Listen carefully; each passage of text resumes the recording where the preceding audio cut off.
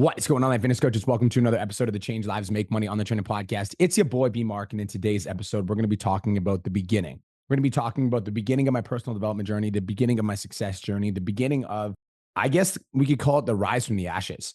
Now, the reason I'm sharing this podcast with you guys is I want you to truly understand the depth of where I came from.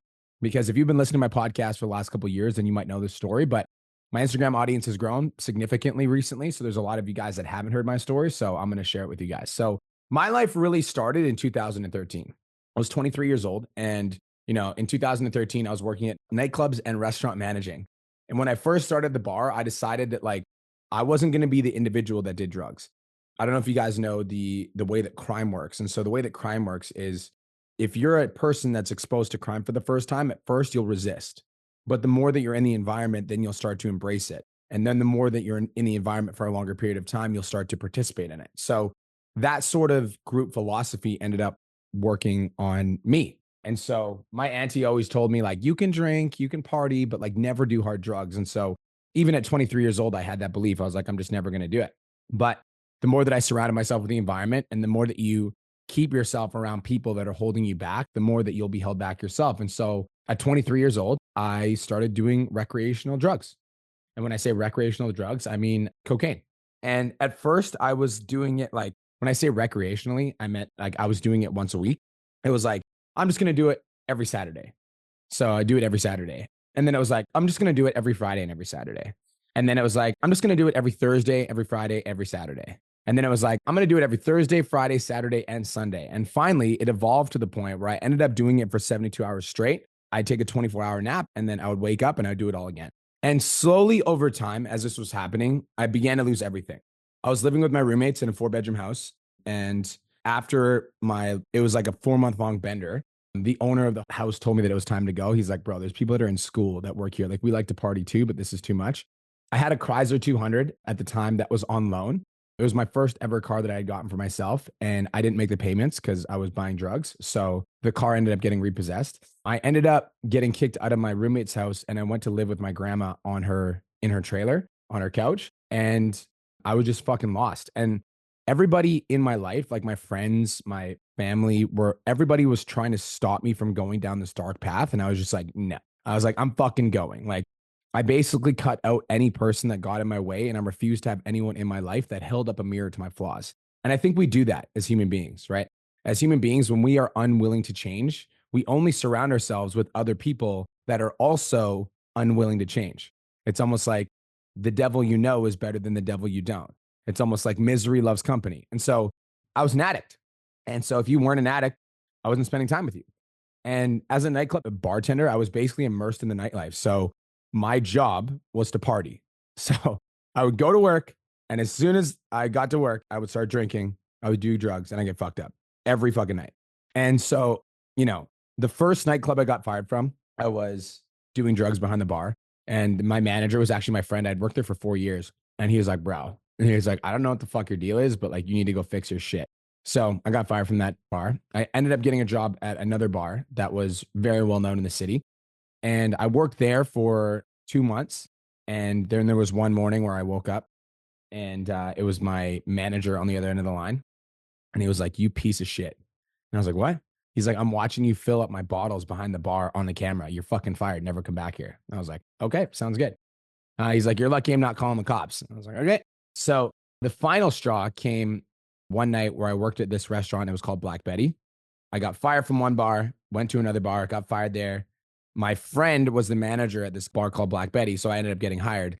And, even though my reputation was dog shit, because at this point, I'd been doing drugs and drinking and partying for 6 months straight. When I say 6 months straight, I mean 72 hours of partying, 24 hours sleep, wake up and do it all again for 6 months. So my reputation was dog shit. And my friend got me the job despite my reputation. And so I was behind the bar, and it was a busy night. I was doing MDMA. I was filling up my liquor bottles with water so I could make money. Basically, the reason you fill liquor bottles up with water when you're a bartender is because if people buy a shot off you, then they're actually buying half water, half alcohol, but you're selling an ounce of alcohol. So the extra money that you get is basically money that you essentially steal. And so the lights were out, the music was blaring. The entire night was a blur, except for the moment at the end of the night where we were waiting for our cash out. So the way that bartending works is you have this, you do your shit. And then at the end of the night, the managers take your till, they take all your receipts, they count your cash, and then they give you your tips. And so this was what I was waiting for at the end of the night. And then all of a sudden the manager's like, yo, B, come here. So I like go into the back room and pulls me into his office. And he's like, are you fucking serious, man? He's like, why are you doing this to me? And I was like, what? He's like, I literally saw you filling up bottles and doing drugs behind the bar. So like you have two options. Number one, you can walk out of here yourself. Or number two, I can get my security guards to escort you out. So I didn't fight. I just like got up. I was like, I'm good. I'm going to leave. So I got up and I walked out of the bar alone. Now, as soon as I got outside, I called my girlfriend at the time, and my girlfriend was also an addict. That's another story for another day. We're not even going to get into that. I called my girlfriend at the time, and I told her that I'd just gotten fired from Black Betty. And she was like, you need to get some help. Like, you're fucked. Like, you are like not okay. Like, you're not good. And I remember in that moment being like, you're an addict, and you're telling me that I'm fucked. So, like, I must be really fucked. But that being said, I'm still a dumbass, and that wasn't enough for me to learn my lesson. I needed to get high. And so I drove my grandma's car. Remember, I got mine repossessed, to my drug dealer's house. This was 2 o'clock in the morning. And I called him from outside of his apartment. And so like my drug dealer and I had a pretty decent relationship because he knew that I always had cash coming in from my bartending jobs. And I owed him a little bit of money, but I just gotten fired from my bartending job. So there's no way I was ever going to be able to pay him. So I called him and I was like, hey, like I'm outside, like I could use some drugs. And he was like, bro, you owe me like 10 grand. And I was like, yeah, I just don't. Like, I was like, I don't have it. I just got fired. I'm looking for another job. He's like, I need my money right now or I'm going to fucking kill you. And so I'm like sitting there in this fucking car outside of his apartment. And I'm like, well, I don't have the money. So I'm outside your apartment. I'm like, do what you got to do. And I sat in that car in front of my drug dealer's house for a full hour thinking that I was waiting to die. Like I was just 100% certain this was the end of my life. I'm going to die. I ended up calling one of my best friends I basically cut him out of my life when he had, tried to get me to stop. And I told him everything. I told him that I was addicted to drugs. I told him like how long it had been going on. And I didn't tell him that I thought my life was going to be over. I was just kind of like saying my goodbyes. I called my auntie and I basically begged her for $10,000. I was like, please, please. And she was like, I'm not giving you 10 grand to pay this drug dealer back. She's like, you got yourself to this shitty situation. So like find a way out of this shitty situation. So I basically called like all of my friends in like that hour, that darkest hour that I had shut out. And I just confessed, like, I'm an addict. I'm an addict. I'm an addict. And with none of my friends, I didn't tell any of them that I believed that this was going to be the last time that I would see them. But I just had to get it off my chest and I had to come clean. So I sat there in that fucking car, crying my eyes out for 60 minutes straight. And homeboy never came downstairs. And I took that as like a sign from God himself. And I remember in that moment being like, well, we're still fucking here. And that's got to mean something. So after 60 minutes, I started the car. I drove back to my grandma's house and 2013. So we're talking 11 years ago. And I walked into the front door of the trailer and I see her sitting there, sitting on this fucking chair, staring at me as I walked through the door. She always used to wait for me when I got home. And I remember like looking at her and then I just like had no words and I just burst into tears and I started crying. And then I collapsed on the couch. I was crying. She got up. She went to her room. She grabbed a Bible. She came out. She held my hand. She didn't ask me what was wrong. She read the Bible with me. And this moment changed my fucking life forever. And I knew that like I had no idea what I was going to do with my life, but I knew for a fact, I'm like, this is not it. This isn't it. Like for some reason, every fucking person in my life turned their backs on me except for her. And she saw something in me that I didn't see myself. And she never gave up on me. And for that unconditional love, not only do I owe her my entire life, but like that's where my unconditional love comes from. You guys see the way that I like show up on social media, the way that I love my audience, the way that I love my wife, the way that I like take care of my people. Like that comes from my grandma. And I knew in that moment I had to change something. I didn't know what I needed to change, but I knew I needed to change. I had to progress. I had to get better. I was destined for so much more. I just didn't know what that looked like yet.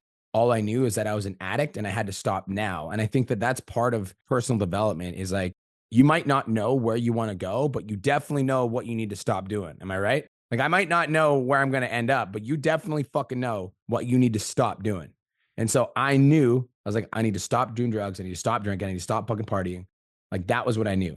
So I went to sleep that night. And after 24 hours, My body's fully recovered. Realizing I had nowhere to go, I just woke up, ate food, went back to sleep. All I could think about was drugs. I was still an addict. So even though I realized I was an addict, that doesn't mean that you don't think about drugs. I'm still a fucking addict. So I'd go to sleep for 8 hours. I'd wake up. I'd eat a bowl of oatmeal, go back to bed for 6 hours. And I did this for 3 days straight. And finally, I decided that I needed to do something. I just couldn't like sleep my life away. Although it seemed like a viable option at the time, like I was like, I could just sleep my fucking life away. But thinking about my options, I didn't really have a lot because I couldn't go back to the nightclub. I had no fucking life skill. Literally, I'd spent 5 years bartending. And so I just had this thought that I needed to get away. So when I was a 16-year-old kid, I worked at this summer camp out in Bragg Creek. It's called OLQP. It's no longer a summer camp, sad face. But I remember they always looked for laborers. So I called them and I asked them if they had any labor positions. And they said, no, but we have a cleaner position. I was like, I ain't a fucking cleaner. I'm a fucking laborer. So I hung up. And then the next day I went to sleep, woke up, and realized that I didn't really have any other fucking options. So I took a job as a cleaner, went out to the summer camp the next day. That 3-month time span from me going out to that summer camp, I lived there for 3 months. What I did in that 3-month time span is I went for a run every fucking day. I never missed, like no matter what. I took Sundays off. Other than that, every fucking day, I never missed. I did push-ups every day. I did meditation every day. I did gratitude every day. I like completely changed my fucking mindset in that 3-month time span. I went from this flat broke drug addict nobody to still a flat broke drug addict nobody, but with a different mind. And I basically all the money that I made in that summer went to pay my drug dealer back because I didn't want to come back to Calgary and be looking over my shoulder for fucking somebody to be like taking me out from the back. So like every dollar that I had in that summer went to paying back the drug dealer that I owed money. But also like every moment of that summer was just spent working on a vision. I was like, I'm going to fucking change my life. Like I'm going to be successful. I'm going to be wealthy. I'm going to be a leader, you know? And so like, I'm telling you guys this because like, this is the entire purpose of my life is to let you know that it does not matter where you start. Like it doesn't fucking matter. And I used to watch success motivation videos. I used to watch success YouTube videos. I used to look up to guys like Tony Robbins and Ed Mylett and all these like icons. And they'd talk about all these concepts about self-development. And I would just like study and learn and execute and take action. And I just wanted it so fucking bad. And now I am that fucking guy. Like I am the guy that I used to look up to. And so my whole purpose in life is to like teach you and give you the same philosophy that allowed me to completely transform my fucking life. Like this is what changed me. It was, I just knew that I had to stop being the version of myself that I was currently being. I knew that I had to cut myself off from any negative and toxic influences. I knew that I needed to create a vision so big and so compelling that it would give me hope that better times were coming because my entire life was shit. I was an addict. I had no money. I was living in a trailer. Like I got my car repossessed. I had nothing. And so I just had to create this like vision of this life that I was going to have once I got through this addiction, once I got through to the other side. And so like, it does not matter where you start. It does not matter what you're doing right now. It does not matter what your current reality says about your situation. Like your current situation is not your final destination. It's not. And the only fucking way that you break free from that, the only way that you step into your power, the only way that you truly find out what you're actually capable of is by writing some shit down and going after it. I did this podcast yesterday. I said, it's only delusional until it's not, right? Yesterday, like it was delusional for me to believe that I'd be a millionaire, but now it's not because I am one. And so I challenge you to not accept your own limitations. I challenge you to understand that it doesn't matter where you come from. Your current situation does not equal your final destination. Hopefully this podcast inspired you. I hope you guys have the best day of your entire life. Thank you so much for listening, and I'll talk to you guys in the next one. Peace. Thank you so much for tuning into today's episode. Hopefully you got some value. If you did, and you want to learn more about how me and my team can help you scale your online fitness business to $10,000 a month, DM me 10K on Instagram at TheRealBrianMark for more information, and I'll reach out to you to see if I can help you grow an online coaching business.